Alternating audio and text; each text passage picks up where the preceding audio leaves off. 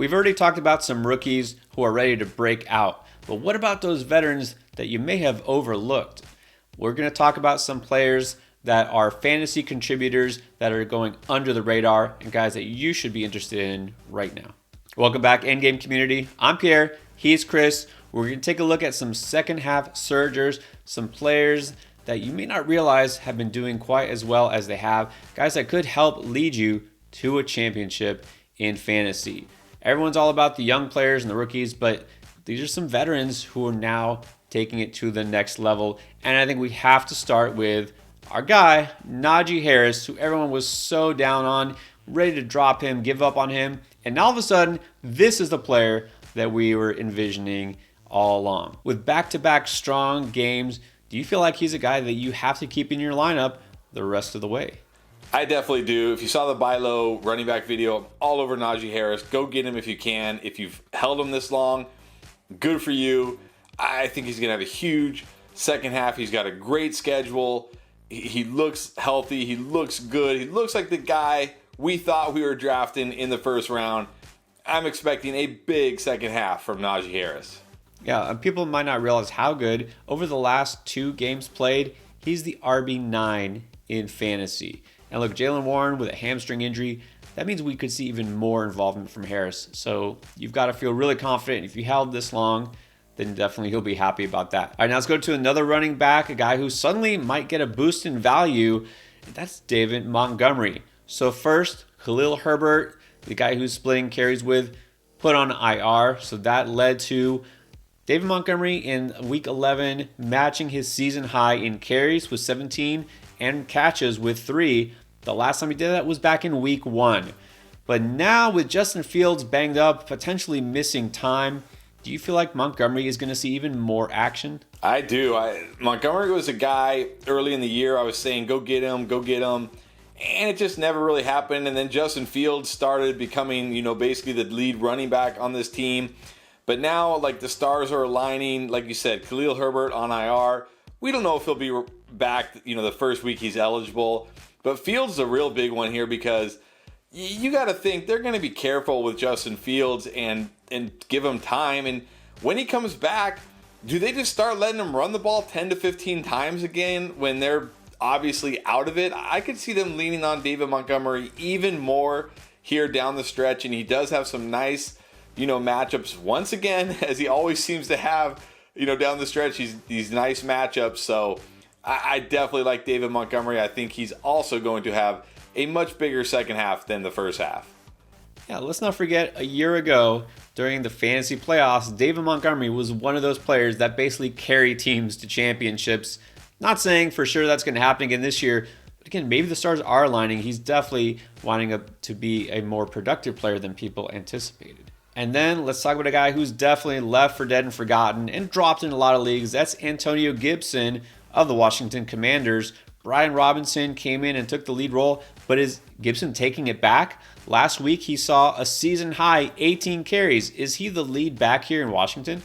I don't know if he's the lead back yet, but I think he's going to be. And look, I was not on Antonio Gibson at all, during the draft process, early in the year, this whole year. But I'm starting to come around on Antonio Gibson now because I've talked about it with guys like Breece Hall, Travis Etienne, who, didn't necessarily start out as a starter on their team, but were obviously more talented than the quote-unquote starter, and they eventually took over. And I think we're seeing it with Antonio Gibson and Brian Robinson because as much as Ron Rivera might like Brian Robinson, he's been real life bad this year, very bad. So Antonio Gibson looks better, looks more explosive.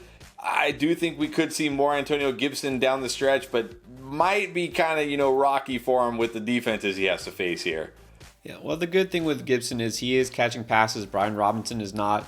Look, there will still be kind of a timeshare here, but like I said, Brian Robinson, among the worst of all running backs in terms of yards per carry average, barely even 3 yards a carry.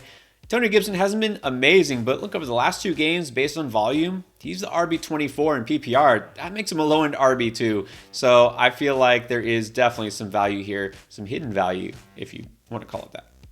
And then one more running back, guarantee you did not think you would be plugging into fantasy lineups at this point in the season. That's Latavius Murray, now with Denver. Look, before the season started, this backfield was Javonte Williams and Melvin Gordon, and now it's neither one. It is Latavius Murray, and that's pretty much it. Chase Edmonds is hurt, and Gordon was just released. I know this Denver offense is just not that great, but Murray is at least scoring touchdowns, and now he's kind of got the backfield to himself. So how highly can we value Murray? I mean, I can't value him too highly here, but like you said, I mean, Chase Edmonds is hurt. Marlon Mack, is he the only other guy they have on this roster as far as I can remember? I mean, you got to think Latavius Murray is going to get the bulk of the touches. But again, like you said, this isn't a fantasy-friendly offense for anybody, especially running backs. But getting the volume he's going to get with the touchdown potential, certainly a guy, that you could do worse than, especially in deeper leagues. So I'm not quite as excited about him as I am, say, like Najee or David Montgomery, but the path is there, at least. I'll say that. The path is there. And, someone who will have more value in non-PPR standard leagues, you would call it that, or half PPR, because he's not really a pass-catching back. But, look, he's only played 6 games this season, and he's got 4 touchdowns. And he's going to get the ball when they're near the goal line, because I don't think they trust Russ to throw it. So there's touchdown upside here. He's going to get more involved. The volume, that's what you want, a guy with a path to touches, and he's definitely got it. So I think he's at the very least worth adding in most leagues. Now on the wide receiver side, happy to say that Michael Pittman is finally back to being fantasy viable. This is a guy who's always been involved, but now he's actually going to get some catchable targets because of Matt Ryan. How high can we go on Pittman? Is he up at least in the wide receiver 3 range? Oh, I'm higher on him than that. I think he's got to be in the wide receiver 2 range. I mean, remember early in the year, he was doing great with Matt Ryan. It wasn't until the Colts decided they were going to tank, I guess, and go to Sam Ehlinger, and then they were going to hire Jeff Saturday, who's never coached before, and then Jeff Saturday said, we're not tanking, we're putting Matt Ryan in. But Michael Pittman was great before, with Matt Ryan. I think the downside here is the touchdowns, right? He's not going to score, a touchdown every week. He's not going to get double-digit touchdowns, that's for sure. But he gets so many targets, and they're catchable targets. That's the thing.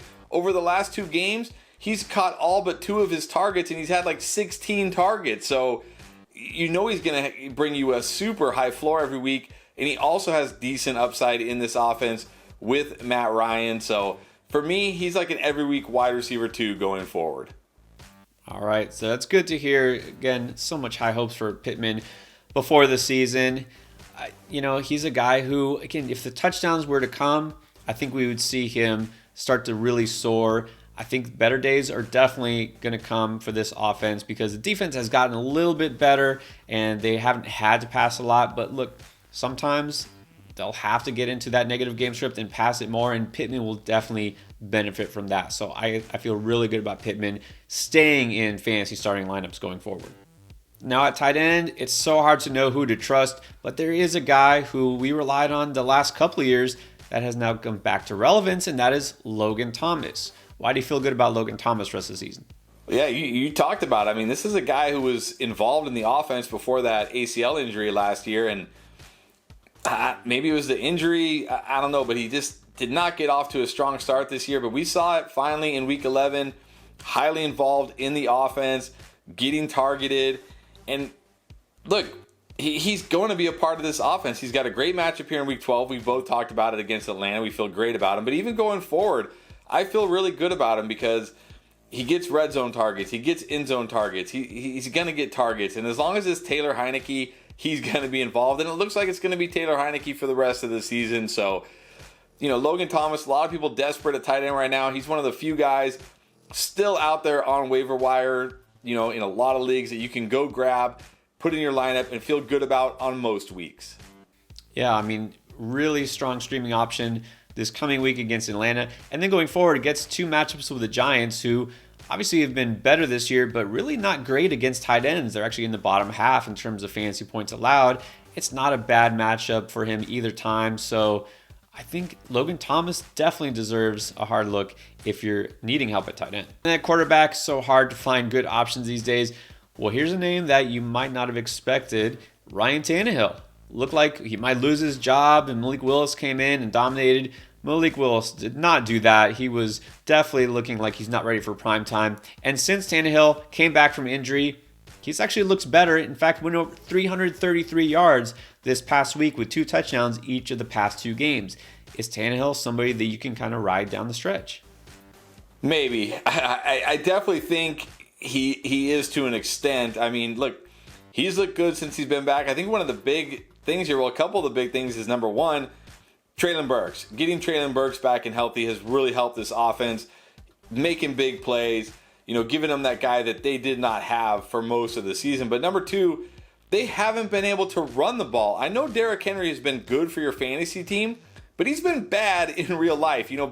Barely averaging 3 yards per carry outside of a few games. We saw it in that game against Green Bay, just barely doing anything, not really ripping off big runs anymore. So even though this is an offense that does want to run the ball, they're going to be forced to throw the ball, because when you can't run the ball, you have to throw the ball. You got to figure out some way to get the job done. And this isn't a defense that, most weeks is just going to completely shut teams down. So I don't know if Tannehill's a guy that you're going to start, week in and week out, but he's definitely one of those guys to keep an eye on, a streaming option in good matchups. And, who knows? We've seen Tannehill in the past be great in fantasy. Maybe he can do it again. At the very least, he's a reliable option, won't make a lot of mistakes. This is a team that doesn't really want to pass the ball a lot, but if you look at it this way, over the next couple of weeks, there might be some games where they have to pass the ball a lot, going against potent offenses like Cincinnati, Philadelphia. A couple of weeks from them, the Chargers.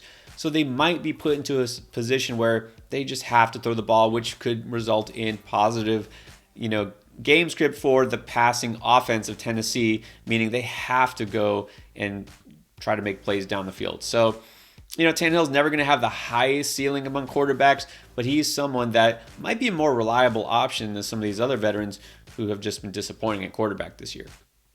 All right, those are some of the players we're looking at that might help you in that playoff stretch. We're here all season long to help you win in fantasy. Check out our Week 12 playlist for start, sit decisions, waiver wire, trade help, and everything you need to help win this coming week.